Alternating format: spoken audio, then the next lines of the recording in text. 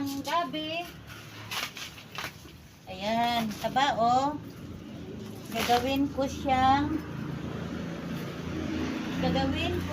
laing. Maglalaing ako. Ito. Ay. Ayan. Ang gagawin ko dito ay ganito ang gagawin ko. Panglaing para hindi makate. Ganyanin. Yan. Putulan sa dulo. Yan. Hindi talaga makati guys kapag maglalaing ka ng dahon sa gabi na ganyanin mo. Putulan dito. Putol, putol, putol. Alisin yung mga ito. Babalatan yan. Yan. Tapos yung stick niya. Ano ba yun? Ano ba yung kaputol? Ito. Babalatan din to. Yan. Para hindi siya makati. Ganyan ang pagluluto ng laing. Sama mo yung stick kasi pag naluluto yan, masarap yan. Tapos putol-putulin lang siya, ganyanin lang siya. Yan. Paglulutuin mo. Tagtarin mo lang ganon. Yan. Yan. Yan.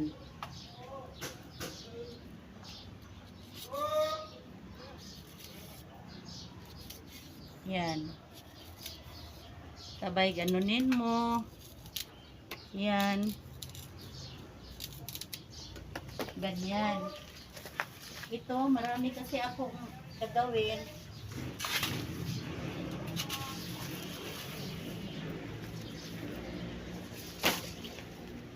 Marami akong haharbisin.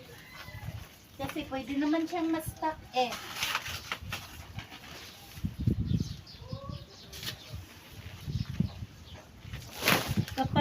Kapag i-slice na yan, pwede siyang ma-stock sa storage ng vegetable storage.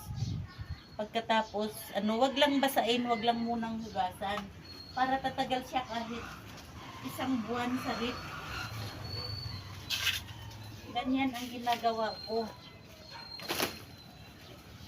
Kasi minsan natutumba siya.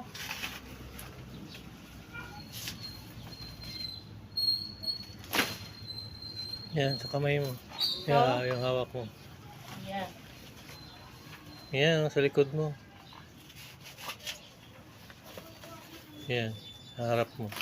Yan. Kasi hindi pwedeng mag-harvest ng basa.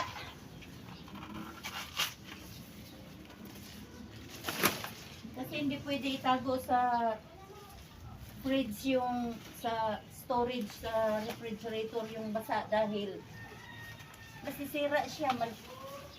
Madali lang siya mabulok. Ito, dito, lalaki oh. Dito ka. Ito? Hindi pwede yan. Hindi pwede yan. Maliliit ang kailangan mo. Ayan, sa harapan mo. Ito? Hindi, yan. Yan.